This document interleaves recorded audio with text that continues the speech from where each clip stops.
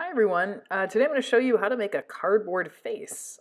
What I did was I gathered some bits of cardboard box I had, and I also saved a paper egg carton. That's the yellow you see there. And I just cut up some different pieces. I just kind of drew some shapes out that kind of looked like they would fit the way I wanted them to. And I thought about little parts I wanted added, like I made some ears there. And you'll notice the piece on top I'm using for hair, I actually peeled away the top layer because I wanted to see some texture on it just to make things more interesting. And you could do that on different parts of your face. There are no rules on how to make the face. You can make the eyes totally different shapes and sizes. You can put any extra features that you want here. So I just made some eyebrows and I layered them. So if you notice, I put a couple of different layers on those sections, and it creates a little bit more of a relief. That means it will stick up a little bit more. So you could layer, layer, layer, and have an even kind of thicker piece to have a little bit more depth. So I cut out some lip shapes, and I cut out some basic shapes just for nose. Again, I'm just kind of laying another piece on top to make that nose shape stick out a little bit more. I'm not concerned about realism. I just want to make something kind of expressive and play around a little bit, and so that's what I'm going to encourage you to do.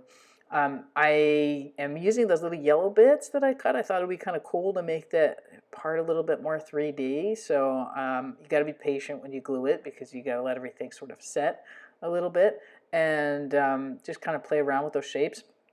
You can draw on top of this. You can paint this to decorate it, or you could just stick with the cardboard. And since these cardboard pieces are already different colors, that worked kind of well. I decided to use the sort of the separation part of the egg carton for my eyeballs there. So I go ahead and stick that on, and already I kind of have a pupil, and it looks like it's looking at me, and that's kind of cool.